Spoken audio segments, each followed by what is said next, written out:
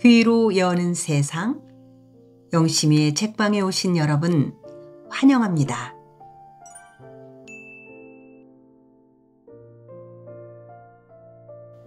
지금 우리는 한승원님의 동학제 제6권을 함께하고 있습니다.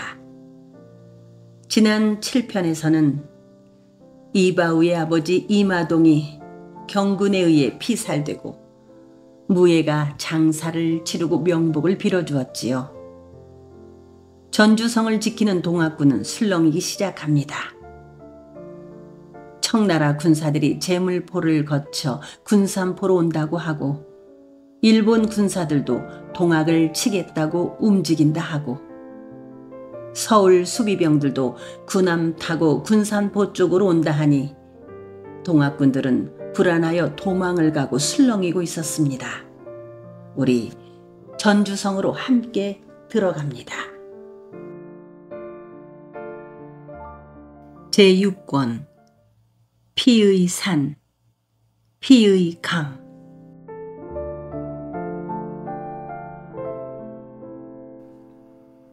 전봉주는 전주성 안에 들어온 이래로 자꾸만 두려워졌고 아득한 절망감을 맛보곤 했다. 술렁거리는 동학군진을 수습하고 사기를 드높여 두지 않으면 앞으로 동학군들이 뿔뿔이 흩어져 버리는 낭패를 당하게 될지도 모르는 것이었다. 전봉주는 고부에서 그러한 낭패를 당한 적이 있었다. 신임 군수 박원명이 부임하자마자 난민들에게 잔치를 벌이고 폐정개혁을 약속하자 소에 참여했던 농민들은 뿔뿔이 흩어져 버렸었다. 밥술깨나 두고 먹는 부자들이 앞장서서 흩어지자고 난민들을 이끌었던 것이다. 그때 전봉주는 흩어지려고 하는 난민들에게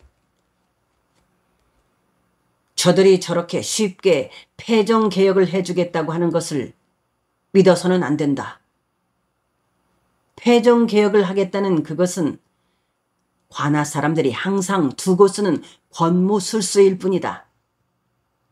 흩어지지 말고 더 기다려보자.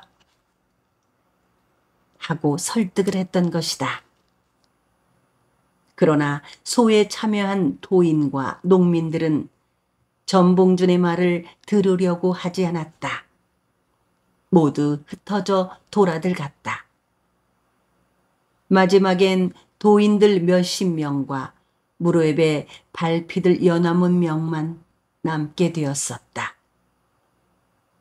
그때 만일 주위를 맴돌던 기찰 포교들이 두려워하지 않고 덤벼들었다면 전봉주는 꼼짝없이 붙잡혔을 터이었다.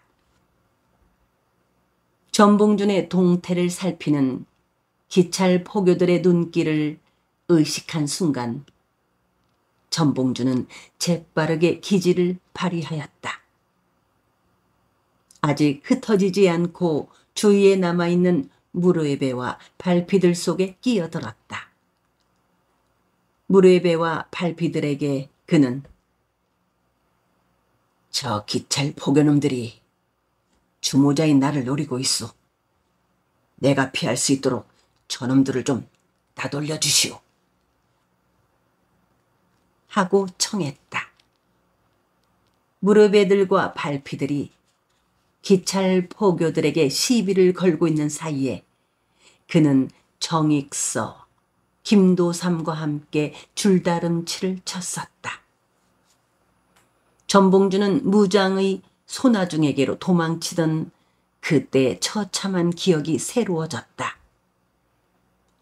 전봉주는 경기전 안에서 참모회의와 접주들의 회의를 연달아 열었다. 초토사의 경군을 처부수지 못하고 어떻게 한양성까지 밀고 올라갈 수 있을 것인가. 전봉주는 참모들에게 동학군의 강함을 안팎에 보여주어야 할 필요가 있다고 분명하게 천명했다. 이때 전봉준을 다시 한번 절망하게 하는 것이 있었다. 그것은 김계남이었다. 이때껏 늘 자기의 천민 부대를 선봉에 세우려 하곤 하던 김계남이 이번에는 고개를 저은 것이었다. 무슨 생각을 했는지 잠시 기다리기로 합시다 하고 말하는 것이었다.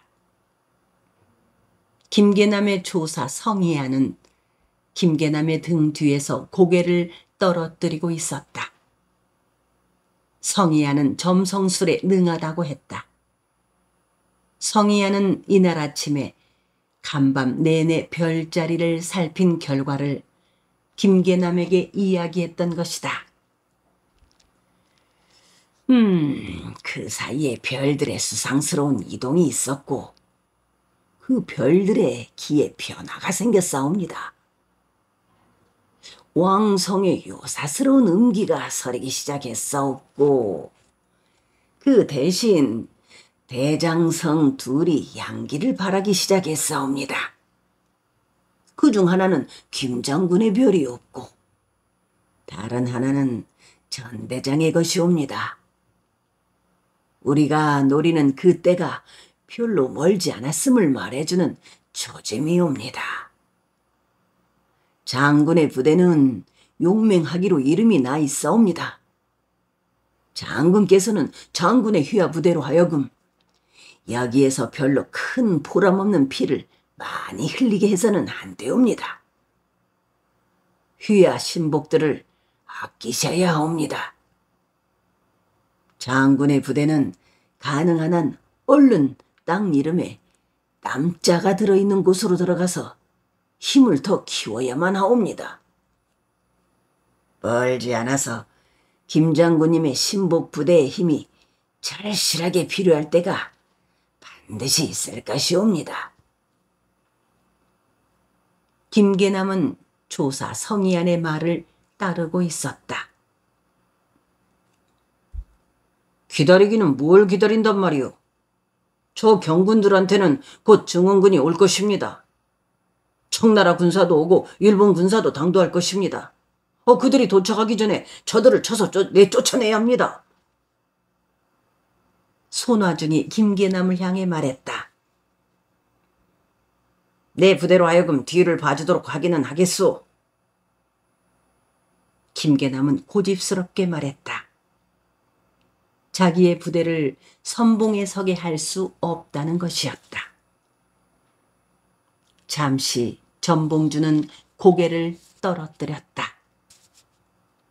바닥의 널빤지들은 반들반들 달아 있었다.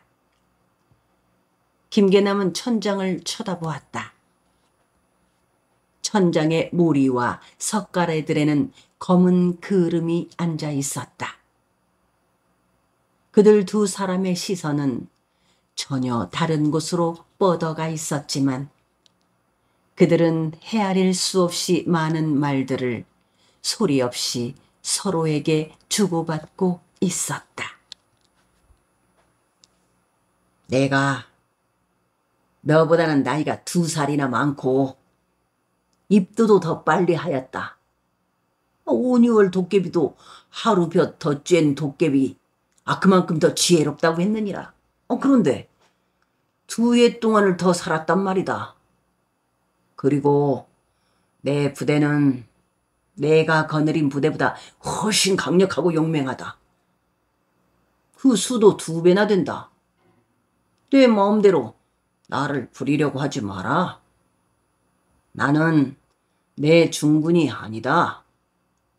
나는 내가 무엇을 꿈꾸고 있는지 다 안다. 너는 내 손바닥 안에서 놀고 있다. 좌우간에 우리가 한양 궁성을 함락시켜 놓고 나서 일판이 어떻게 되는지 보도록 하자. 김계남은 전봉준을 향해 속으로 빈정거리고 있었다. 전봉준은 김계남의 오해를 곤혹스러워하고 있었다. 넘겨짚지 마라. 오해하지 마라. 나는 절대로 용상을 넘보고 있지 않는다. 내 생각은 얼마 전에 내가 너에게 한 말을 한 걸음 더 나아가지도 뒤로 물러서지도 않았다. 우리가 한양의 궁성을 점령하게 되면 나는 국태공 이항을 정사에 복귀시키고 곧 물러날 것이다. 내가 원한다면 이 대장 자리도 너한테 내줄 수 있다. 나는 지금 피곤하다. 전봉주는 심호흡을 하였다. 이심전심으로 자기의 속마음을 김계남이 알아채주기를 바랐다. 흥청 떨지 마라. 나는 모든 읍의 접주들이 왜 너를 대장으로 추대하는지 그리고 따르는가 잘 알고 있다. 이번에 거사를 하기 전에 너는 나 모르게 주유천하를 하였다. 각 여럽의 접주들을 일일이 찾아다니면서 공작을 하였다는 사실을 내 다 들어서 알고 있느니라. 힘으로 보든지 경륜으로 보든지 관상이나 생긴 허우대로 보든지 모든 면에서 다 너에게 앞서는 나를 제치고 내가 대장이 되기 위해서 그랬다는 것을 내 다 알고 있느니라. 김계남은 하고 헛기침을 했다. 김계남이 기다리자고 하는 것은 전봉준의 목을 조이자는 것이었다. 전봉준은 김계남의 목 조이기를 잘 알고 있었다. 그는 눈살을 찌푸리며 하고 목을 가다듬었다. 거사 전에 가급의 접주들을 만나고 다닌 것은 보다 확실하고 튼튼한 준비와 협조를 당부하고 독려하기 위한 것이었을 뿐이다. 그렇게 독려를 하러 다닐 때 혼자서 괴나리 보찜 하나만 짊어지고 다녔던 것은 비밀의 누설을 피하려는 것이었다. 내 순수하고 거짓없는 속을 어떻게 하면 내게 드러내 보일 수 있단 말이냐. 이 가슴속이 버섯목이라면 뒤집어서 너에게 털털 털어 보이고 싶다. 나는 정말이지 아무런 욕심도 없다. 마음을 비우고 진정으로 나를 지지하고 믿어주라. 우리들은 어려서부터 이웃에서 함께 자란 벗이 아니냐. 김계남은 고개를 저었다. 거사는 함께 하였다 하더라도 막상 정권을 앞에 놓고 있는 순간에는 서로가 정적이 되는 것이다. 한 나라에는 왕이 반드시 하나여야지 둘이면 분열이 되는 법이다. 우리는 그러한 운명을 지니고 태어났다. 전봉준도 그 각의 김계남을 건너다만 보았다. 믿어다오. 만일 그런 날이 오게 되면 나는 너를 그 자리에 앉힐 것이니라. 그리고 초야로 돌아갈 것이다. 마침내 접주들의 회의는 경군의 증원군이 도착하기 전에 산 위의 경군들을 공격하여 섬멸하고 퇴치시키기로 결정했다. 전봉준은 일부러 밤을 타고 공격하는 따위의 작전을 쓰지 않기로 했다. 무모한 일이기는 했다. 그것은 하나의 인의 전술이었다. 사람과 사람들이 연이어 띠를 형성하는 일자진을 치고 한낮에 대대적인 공격을 보여줌으로써 경군이 겁에 질려 퇴각하게 하려는 것이었다. 이 와산 싸움에서 경군들로 하여금 겁을 먹게 하는 것은 앞으로 벌어지게 될 많은 일들을 위하여 요긴한 것이었다. 주도권을 잡자는 것이었다. 그러기 위해서는 어느 정도의 희생을 각오하지 않으면 안 되는 것이었다. 이제 이것이 마지막이오. 여기에서 주저앉는다면 이때껏 흘린 피가 모두 헛되게 되어 있어. 전봉주는 먼저 접주들로 하여금 동학군들에게 정신무장을 단단히 하도록 지시했다. 등에 붙인 부정은 틀림없이 영험하다는 것.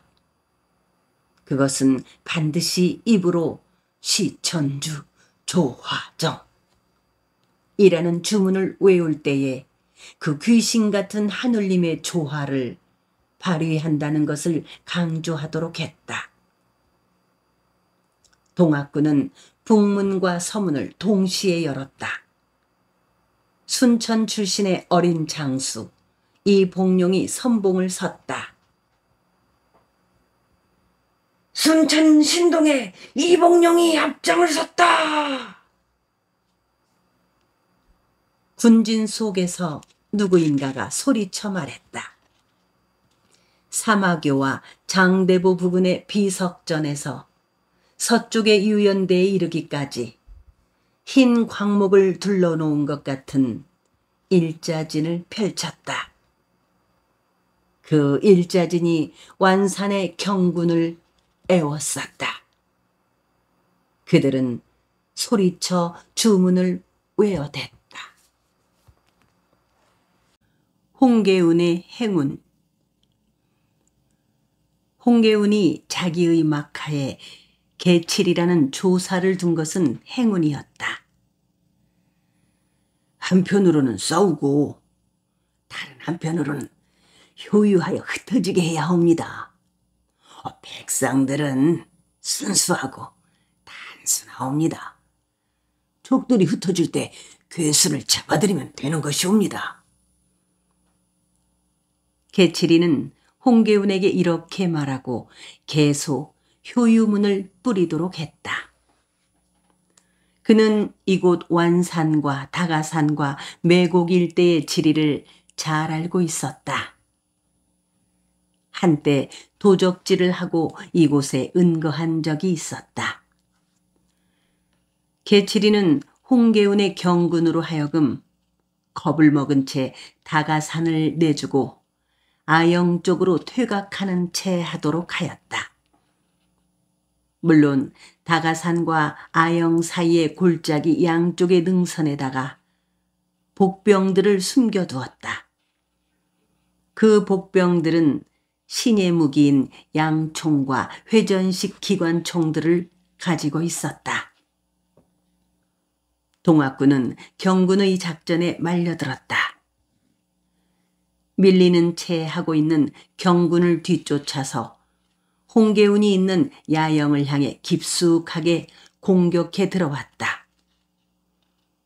동학군 선봉대가 함정에 들어왔을 때 야영 쪽과 매복해 있는 경군들이 일제히 사격을 하여댔다. 화승총을 가졌을 뿐인 동학군은 사방에서 쏟아지는 경군의 화력을 견디지 못하고 뿔뿔이 흩어져 퇴각하지 않을 수 없었다. 경군이 만든 그 골짜기의 함정에서 순천의 소년 장사 이봉룡이 죽었고 500여 명이 죽었다. 전봉준마저도 한쪽 엉덩이에 가벼운 상처를 입었다. 어슬어슬하게 내리는 땅거미와 함께 꽁지가 빠질 만큼 황급하게 도망을 쳐서 성 안으로 들어온 평사는 탈진해 있었다. 모든 동학군들이 다 그랬다. 그들은 지친 데다가 배가 극도로 고파 있었다. 거기다가 집단처럼 쓰러지는 동료들의 죽음을 목도한 충격이 가시지를 않았다. 자기들을 사지로 몰아넣은 지휘자들에 대한 불신과 분노가 터져나왔다. 부적을 팽개치면서 이게 무슨 소용이 있느냐? 고 접주에게 항의하는 자들도 있었다. 이때 박기명과 그의 부하들은 동학군들 속을 부산스럽게 비집고 돌아다녔다. 순창접에 들어있는 김경천도 상인 부대장인 김도출과 더불어 옆에 주둔한 담양접과 고창접과 보성접들을 드나들면서 밑도 끝도 없는 불길한 소리를 퍼뜨렸다. 김도출은 야가 빠진 사람이었다.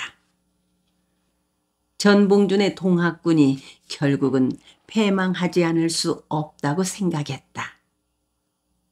설사 한순간 승리를 한다 할지라도 전봉준에게서는 아무것도 기대할 것이 없다고 생각했다. 전봉준 개인의 생각은 어떨지는 모르지만 그는 어찌할 수 없이 청나라를 배척해서는 절대로 안 된다 고 생각하는 유학 퇴물들에게 둘러싸여 있을 수밖에 없는 것이었다. 유학들은 제물포와 한양성 안팎의 시전이 온통 청나라 상인들의 소나귀에 들어있다는 것을 그냥 간과하고 있었다. 그들은 썩어 빠진 눈으로 이 나라를 어찌할 것인가. 기대해서는 안 되는 사람들한테 기대를 해서는 안 된다고 김도출은 생각했다. 그들과 함께 날뛰다가 목숨을 잃을 일이 아니고 그들의 괴수를 잡아다가 바치고 현이나 군 하나쯤을 얻는 게 뱃속 편한 일이라고 생각했다. 경군들이 성벽을 넘어 들어오고 있단다. 다가선 쪽에 바야흐로 경군의 증원군이 당도했단다. 내일이 날이 밝기가 무섭게 전조성은 불바다가 될 거라고 하더라. 김도출의 상인 부대는 박기명 일당과 손을 잡고 있었다. 박기명은 자기가 초토사에 바른 팔 노릇을 하는 대관이라고 김도출에게 말했다. 자기가 하는 일에 잘 협력을 하기만 하면 난리가 평정된 뒤에 현감이나 현령 혹은 참봉이나 찰방이나 경군의 장교 자리 하나쯤은 문제도 없다고 김도출을 꼬인 것이었다. 장사꾼인 김도출은 경군의 신의 무기 앞에서 동학군들이 허옇게 쓰러지는 것을 두 눈으로 똑똑하게 보았다. 동학군들이 이기기는 다 틀렸다고 김도출은 생각했다. 처음 그는 여기에서 살아나가기만 하면 된다고 생각했다. 그러나 박기명을 만난 뒤에 욕심이 생겼다. 살아나가되 이 기회에 평생 동안 잘 먹고 잘 살아갈 수 있는 든든한 줄 하나를 잡아야 한다고 생각했다. 흘러다니는 유언비어가 동학군들을 불안에 떨게 하였다. 접주들은 불안해하는 부하들의 마음을 진정시킬 수가 없었다. 접주들은 경기전으로 모여들었다. 김도출과 박기명과 김경천도 그 접주들 속에 끼어 있었다. 그들 사이에 음모가 진행되고 있었다. 박기명은 이 구름같이 모여들어 있는 동학군들이 어느 한순간에 홍수 앞에 모래알같이 뿔뿔이 흩어질 거라고 생각했다. 그는 사촌형 박원명이 고부에 부임하여 난민들에게 패정개혁을 약속하고 잔치를 베풀자 난민들이 모두 눈물을 흘리면서 흩어지던 것을 두 눈으로 똑똑히 보았던 것이다. 백성들은 순박하다. 어떠한 계기만 마련되면 그들은 순한 양들같이 말을 잘 듣게 되는 것이다. 박기명은 전주성 안의 동학군들이 고부의 신임 군수 박원명 앞에서 허전할 만큼 쉽사리 흩어져 버리던 것처럼 또 그렇게 흩어져 주기를 기대하고 있었다. 그들이 흩어지는 순간에 전봉준을 잡아다가 홍계운에게 넘길 참이었다. 박기명은 자신이 생겼다. 제물포에서 온 김도출의 상인 부대가 그의 뜻에 동의를 하고 순창의 김경천도 박기명과 뜻을 같이 하겠다고 했다. 김경천은 자기의 고향 피로리에 민병들이 조직되어 있음을 말했다. 김경천은 오래전부터 양다리를 걸치고 있었다. 이때 이우암은 이인환과 함께 도소로 들어갔다. 이우암은 분명하지는 않지만 수상스러운 모의가 진행되고 있음을 알아챘다. 그는 이인환에게 그것을 말했다. 이인환은 전봉준의 신변을 지켜주어야 한다고 생각했다. 그리고 전봉준에게 이우암이 살핀 정황을 귀뜸해 주었다. 전봉준은 난감했다. 접주들의 회의가 진행되는 동안 그는 내내 눈을 감고만 있었다. 자기의 한계를 절감했다. 절망이 전봉준의 몸속에 무력감을 일으키고 있었고 머릿속을 아득하게 했다. 신의 무기를 가지고 있는 경군들로 하여금 겁을 먹게 하여 쫓겠다고 한 자기의 전술이 무리였음을 깨달았다. 어떤 방법으로 뒷수습을 할까? 가뜩이나 보은의 북쪽으로 보낸 밀사 김도삼이 돌아왔고 그 밀사가 전봉준을 더욱 암담하게 하였다. 전봉준은 은밀하게 북접의 호응을 촉구하는 글을 최시영 선사에게 보냈던 것이다. 특히 해월 선사를 둘러싸고 있는 사람들 가운데서 손천민과 이사경이 제일로 노발대발하였사옵니다. 전봉준 일당이 전주성 안에서 곤욕을 치르고 있을 이때에 북접에 결사대를 내려보내서 그들을 처단하는 게 가하다고 했답니다. 밀사로 다녀온 김도삼이 이렇게 말했다. 북접의 호응을 얻기는 틀렸다고 전봉준은 생각되었다. 전봉준을 아득하게 하는 것은 북접의 그러한 대응뿐만이 아니었다. 성 안과 성 밖의 교통이 차단되고 있었다. 성 안의 양식이 동나가고 있었다. 성문 밖으로 나가는 길을 경군이 가로막고 있었다. 장기전을 치르기 위해 근처의 군이나 현에서 양곡을 구해오려고 나서는 접주들이 없었다.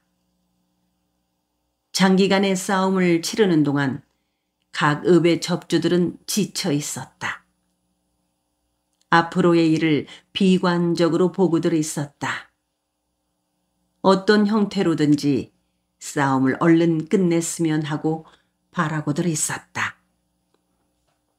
바야흐로 농사철이었다.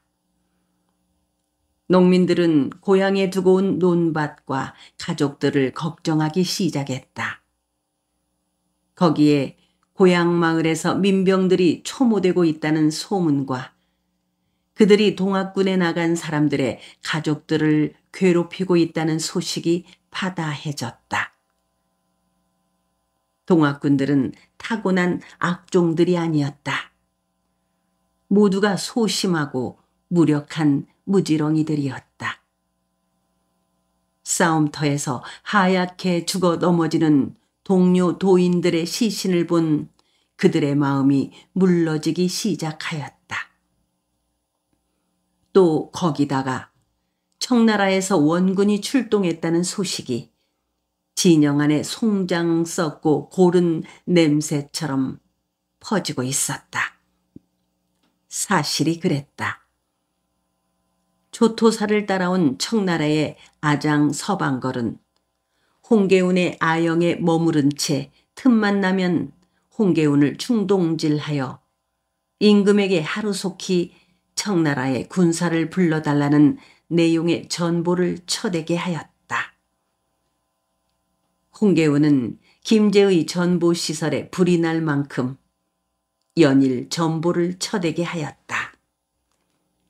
그 결과 원병을 바라는 국서는 청나라 북양 대신 이홍장에게 날아갔고, 이홍장은 곧바로 해군 제독 정여창으로 하여금 군함 재원호와 양의호를 이끌고 채물포로 출동하게 하였다.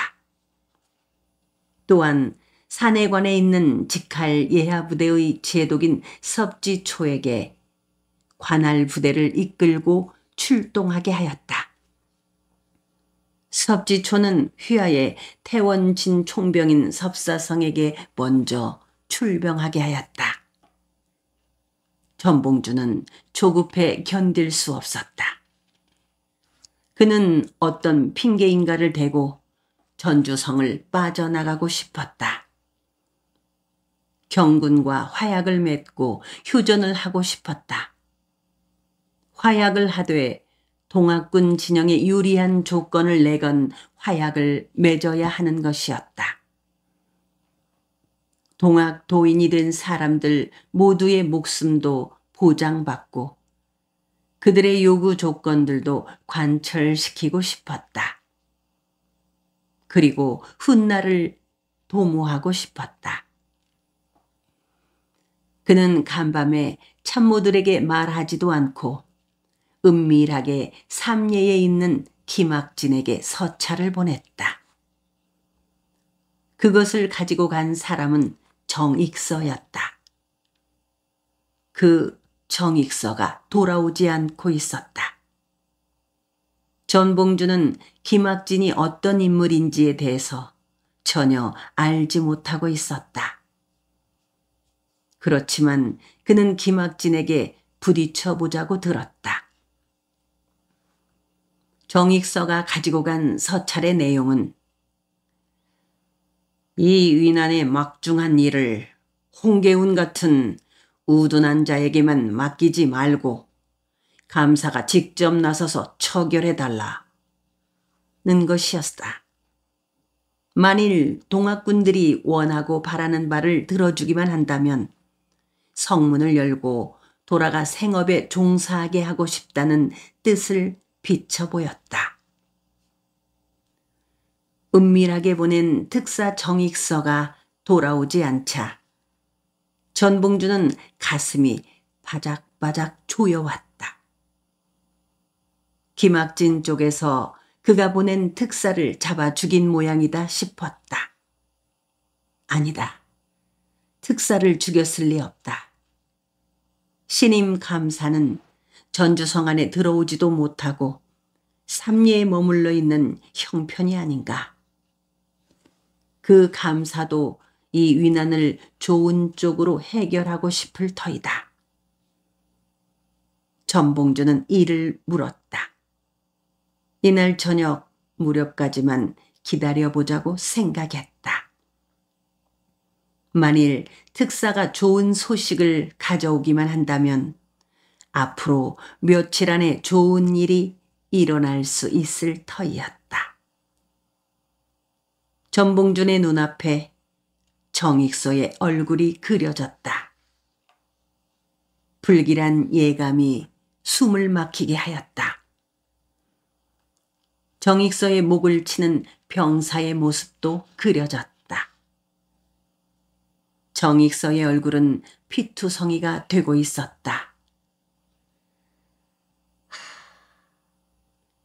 하고 전봉주는 한숨을 쉬었다. 접주들을 앞에 두고 전봉주는 무슨 말부터 꺼내야 할 것인지 막연하고 암담했다. 그는 눈을 감고 기다렸다. 접주들 가운데서 누군가가 기막힌 어떤 좋은 술을 내놓기를 기대했다. 전 대장, 어찌하겠소? 뜻밖의 제일 먼저 입을 연 것은 상인 부대장인 김도출이었다. 목청 높은 김도출의 말이 전봉준의 가슴을 움츠러들게 하였다. 어찌하긴 뭘 어찌한단 말이오. 이 자리는 책임 추궁을 하자는 것이 아니고 서로 좋은 방책을 강구하고 장출하자는 것이오. 손아중이 김도출을 향해 말했다. 우리는 살아서 돌아가고 싶소. 김도출이 말했다. 다른 접주들은 모두 입을 다물고만 있었다. 김도출의 말에 공감을 하고 있는 것이었다. 해가 뉘엿뉘엿 져가고 있었다. 경기전 마당에 지붕의 검은 그늘이 그리 드리워졌다. 그때 정익서가 들어섰다. 그 순간 전봉준은 정정군 하고 부르짖고 싶은 것을 가까스로 참았다. 둘러앉은 접주들이 정익서를 바라보았다. 정익서의 기름한 얼굴에는 땀방울이 주렁주렁 매달려 있었다. 정익서가 천천히 전봉준에게로 다가왔다. 그에게 서차를 건네주고 잠시 귀옛말을 했다. 전봉준은 서차를 움켜쥔 채 고개를 끄덕거렸다. 모든 접주들이 눈길이 그 서찰로 날아갔다. 정익서가 전봉준의 뒤에 나앉았고 정백현이 얼굴에 땀을 훔치라고 수건을 건네주었다. 전봉준은 눈을 감은 채 심호흡을 했다. 서차를 뜯어보려고 하지도 않고 눈을 번쩍 떴다.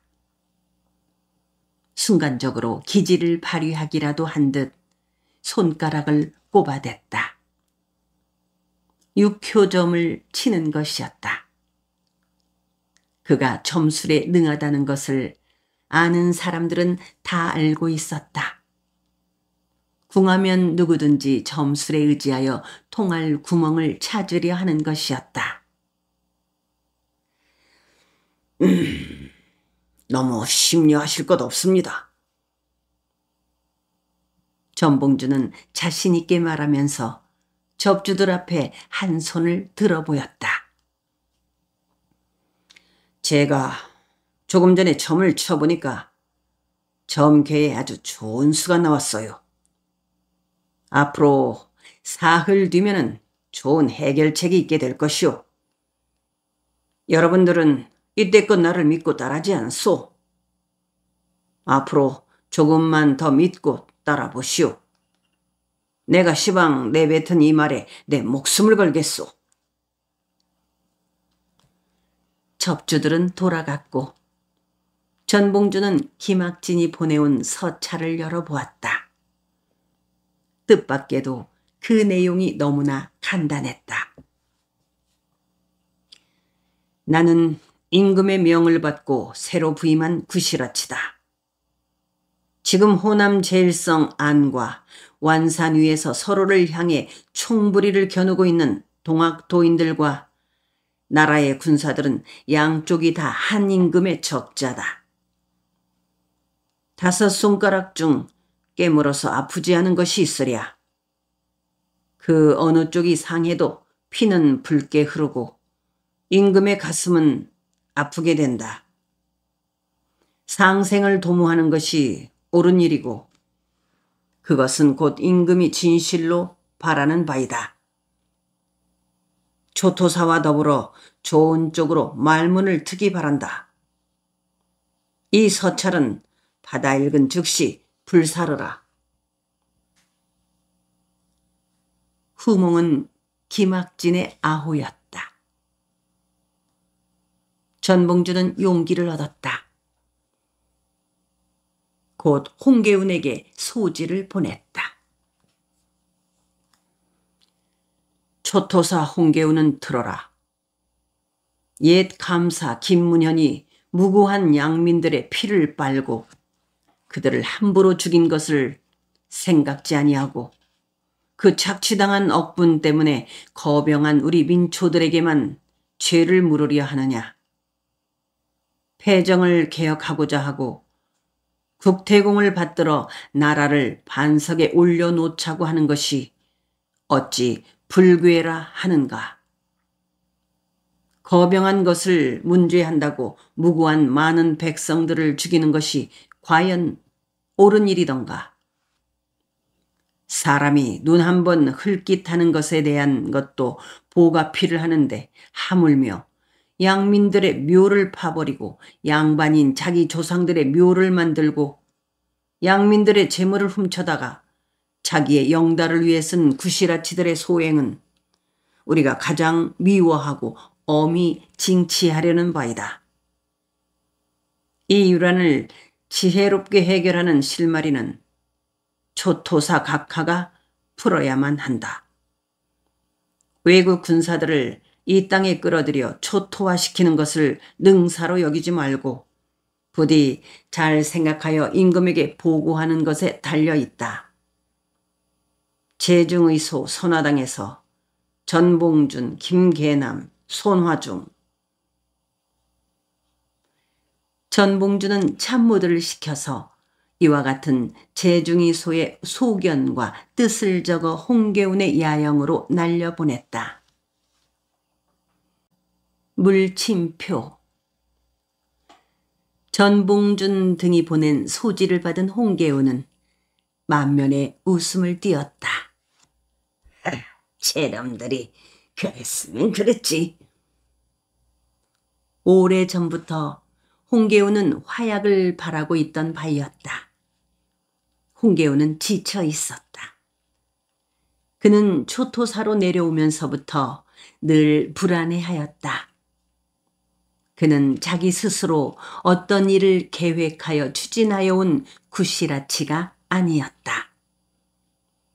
윗사람을 모시고 그 윗사람이 시키는 대로 일을 처결하기만 하던 유인이었다. 그러므로 그에게는 막중한 초토사의 일이 버거웠다. 위에 있는 누구인가가 지시를 해준다면 좋겠다고 생각하곤 했다.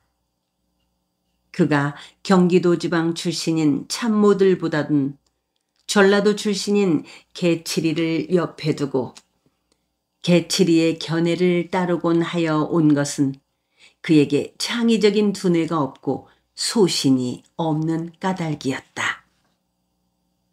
물론 그는 이때껏 청나라의 군대가 당도하기만을 기다리고 있었다. 청나라 군대가 당도하면 금방 난이 평정되리라고 내다보았다. 그렇지만 그것도 불안을 가중시키는 일이었다. 막상 청나라 군사가 당도한다면 예상 외에 기막힌 일이 벌어질 거라고 우려했다. 청나라 제독이 전주성을 장악하게 되면 초토사인 자기는 그 제독의 휘하에 들어가게 되는 것이었다. 이때껏 고생하면서 하여온 싸움의 공은 어디로 갈 것인가? 청나라 군대가 당도하기 전에 어떤 형태로든지 독자적인 해결점을 찾고 싶었다. 그러한 그에게 새로 부임하여 온 전라감사 김학진에게서 훈령이 날아온 것이었다. 그 훈령 속에서 김학진은 먼저 전라감사인 자기에게 편의 종사의 대권이 있음을 말하고 동학군들과 어떤 방법으로든지 화약이 이루어질 수 있도록 모든 비책을 강구하라고 하였다. 홍계우는 물에 빠진 자가 나무 토막을 붙들어 안은 것처럼 기뻐하였다. 전주성에 들어오지 못하고 삼례에 머무르고 있는 신임 감사 김학진은 매우 신중한 사람이었다. 임금도 감사로 부임하는 김학진을 함부로 하지 못했다. 그는 기어이 편의 종사를 얻은 뒤에야 하직을 하고 부임길에 올랐다. 당시 독판교섭 통상사무 자리에 있으면서 통상사무를 보고 있던 김학진은 이에 56세의 나이였다. 김학진은 전라감사 자리가 당혹스러웠고 겁이 나고 싫었다. 회오리 치듯 어수선한 때였으므로 모든 구시라치들이 다 전라감사 자리를 싫어하였다. 모두들 칭병을 하면서 그 자리를 기피하였던 것이다. 경군의 패전 소식이 줄을 이어 올라오자 당황한 조정은 민씨가 아닌 자로서 청렴결백하고 명망이 두터운 자를 전라감사로 내세워 민심을 바로잡을 생각을 하고 있었다. 그때에 김학진은 발탁된 것이었다. 김학진은 안동 김씨로서 이름난 척화파 정치가 김상헌, 김수항의 직계 후손이며 그 처신이 깨끗하고 사세 판단이 빠르고 올바르다는 소문이 나 있었다. 그는 성품이 매우 이성적이었고 머리가 영민하고 순하고 침착하면서도 너그러웠다. 18일자로 전라감사에 제수된 그는 자기가 맡은 통상사무를 인수인계하고 나서 24일에야 임금께 하직 인사를 올릴 수 있었다. 그동안 김학진은 엎치락 뒤치락 밤잠을 설치면서 편의 종사에 대한 생각을 하고 또 했다. 그는 세밀하고 주도 면밀한 사람이었다. 전라도는 그동안 버림받은 땅이었다.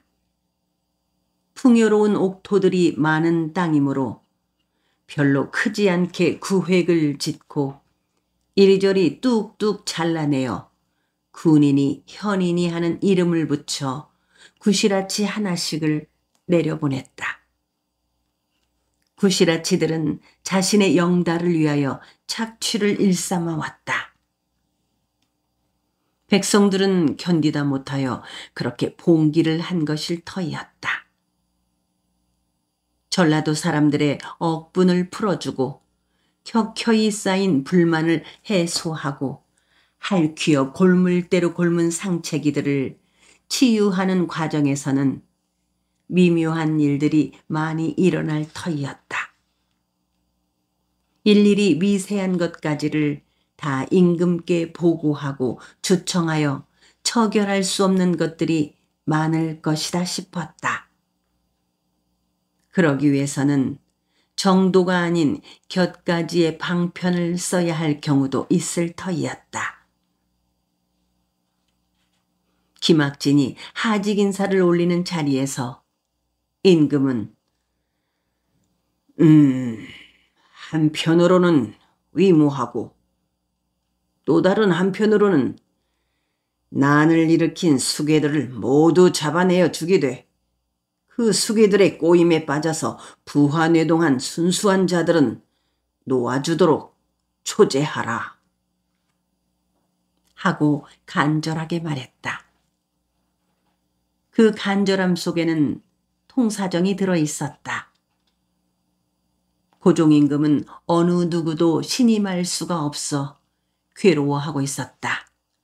겁을 내고 있었다.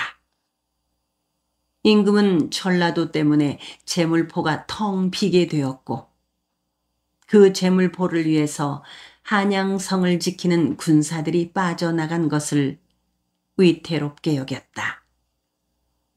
이때에 청나라 군사나 일본 군사가 한양성을 점거해버릴 것만 같아 조마조마했다. 임금은 어떤 형태로든지 빨리 전라도의 난을 수습하게 하고 싶었다. 김학진은 나라 안의 정세와 임금의 속뜻을 속속들이 읽고 있었다. 그는 임금의 명령을 복명복창을 하는 과정에서 삼가 명을 받들어 위무하고 초제하겠사옵나이다 하고 말을 하지 않았다. 삼가 명을 받들어 끝까지 효유할 것이며 수괴라는 자들과 그들을 따르는 자들 모두를 기어코 귀약히 하겠사옵니다. 김학진은 이렇게 말하였다. 그의 그 말은 일종의 거역이었다. 옆에 동석한 영의정과 좌의정과 우의정은 김학진이 뱉어낸 거역의 말에 깜짝 놀랐다. 사관들은 이마에서 식은땀이 흘렀다. 그들은 임금의 얼굴과 김학진의 얼굴을 번갈아 살폈다. 임금의 이맛살이 찌푸려졌다. 위무만을 말하고 초제라는 말을 하지 않은 김학진에 대하여 임금은 서운했다. 김학진은 그 초제라는 말 대신에 감히 귀화라는 말을 쓴 것이었다. 그것은 오만 불손일 수도 있었다. 그렇지만 임금은 김학진의 태도를 탓하지 않았다. 때가 워낙 급박한 것이었다. 거역하였다고 하여 당장 김학진을 제치고 다른 사람을 내세울 수가 없는 처지인 것이었다. 임금은 모른 채 하고 김학진이 일어나 떠나주기를 기다렸다. 한데 김학진은 계속 엎드려 있기만 했다. 무슨 할 이야기가 더 있느냐? 임금이 물었다. 김학진은 임금의 그러한 물음을 끌어내기 위해 그렇게 엎드려 있었던 것이다. 삼가 편의종사를 얻은 다음에 부임하겠사옵니다. 김학진의 당당함에 삼정승이 다 놀랐다. 삼정승은 다시 임금과 김학진의 얼굴을 번갈아 보았다. 편의종사라는 것은 감사나 장수가 현지에서 도성에 있는 임금의 재가를 받지 않고 임의대로 일을 처리하는 제도였다. 흔히 비상시에 지방관이 임금으로부터 그러한 권한을 위임받기도 했다. 임금은 착잡해졌다. 왕으로서 한 지방의 구스라치에게 함부로 편의종사의 대권을 주는 것은 두려운 일이었다. 심지어는 백성들의 생사여탈권까지도 모두 임금의 결재 없이 그 구시라치가 알아서 독자적으로 처리하도록 하게 하는 것이었다. 그것은 그 지방의 왕권을 다 내주는 셈이었다. 따지고 보면 매우 위태로운 일이고 두려운 일이었다. 고종임금은 짐짓 얼른 대꾸를 하지 않고 기다렸다. 김학진이 스스로 그 요구가 부당한 것임을 알고 스스로 취소하기를 바라는 것이었다. 그렇지만 김학진은 워낙 치밀한 사람이었다. 임금의 짐짓 기다려보는 심사까지도 다 짐작하고 계속 엎드려 있기만 했다. 임금은 하는 수 없이 경이 하는 대로 맡기겠소. 경의 사람됨과 인과 예와 자비로움을 믿겠소. 예로부터 남는 것. 왕은 이때 관리로서의 권한의 남용을 경계하였다. 부족함만 갖지 못하다고 하였소. 부디 지혜롭게 처결하도록 하시오. 하고 말했다. 동학군과 경군의 화약. 개칠이는 홍계운 앞에 엎드려 이렇게 간곡하게 말했다. 초토사 각하, 시방 저 동학 비도들과 화약을 맺어서는 절대로 안 되옵니다. 화약으로 저들은 한창 궁에 있고 답답해 있사옵니다. 한 사흘만 더 참고 기다리신다면 저들이 뿔뿔이 흩어져 도망을 칠 것이고, 그때 군사들을 풀어서 숙의 전봉준을 등을 잡아들이면 각하의 공이 창공의 태양처럼 빛나게 될 터입니다. 홍계우는 개칠이의 말을 따를 수 없었다. 휘하의 참모들에게 그 전봉준이 보낸 소지에 대한 화답을 즉각 써서 성 안으로 날려보내라고 명령했다. 내가 너희에게 수차에 걸쳐 보낸 효유가 매우 곡진한데도 너희들이 끝내 나에 대한 의혹을 풀지 않는도다. 의심할 여지가 없는 것에 의심을 두고 망설이며 쫓지 않는 너희들은 어찌 그리도 어리석은가. 너희들이 살기를 도모한다면 속히 무기를 반납하고 성문을 열고 돌아들 가거라. 너희들이 흩어져서 돌아간다면 절대로 뒤를 쫓아가서 잡지 않을 것이니라. 또 각 고을에 단단히 일러서 너희들을 가로막거나 잡아들이지 못하게 할 것이니라. 지금 이는 왕명을 받들어 거행하는 것이니 내가 어찌 거짓으로 너희들을 속이겠는가. 양호 초토사. 여기에는 삼례에 머물고 있는 신임 감사 김학진의 뜻이 담기어 있었다. 신임 감사 김학진도 사실은 다급해 있었다. 임금과 의정부의 형편 또한 황급했다. 청나라의 군대를 불러들이기로 한 것이 성급했다. 청나라의 군대가 출동을 하자 일본이 자기네 나라의 군대를 불러들인 것이었다. 그것은 갑신정변이 일어나던 해에 천진에서 일본과 청나라 사이에 맺은 조약, 장차 조선이 병난이나 중대한 사건이 있어 일본과 중국 양쪽 어느 한쪽 나라가 출병을 하게 되면 반드시 서면으로서 서로에게 통보해야 한다는 조항을 근거로 하였고, 일본 거류민과 상인과 영사관들을 보호한다는 명분을 내세웠다. 일본 군대가 서울로 들어오자 의정부에서는 아차 했다. 임금이 우려한 일이 실제로 벌어진 것이었다. 제물포의 항만을 수비하던 병대를 전주로 빼내간 구멍을 메우기 위하여 한양 궁성의 수비병까지를 제물포로 보내고 난 자리에 일본의 군대가 들어와 진을 쳤던 것이다. 당황한 의정부는 김학진으로 하여금 어떤 방법으로든지 얼른 수습하라고 전문을 보내곤 했다. 전열을 가다듬지 않으면 안 되는 동학군 쪽도 사정이 다급하였지만 의정부나 경군 쪽은 더욱 다급하였다. 동학군을 해산시키고 나서는 곧 군대를 한양으로 이동시켜야 하는 것이었다.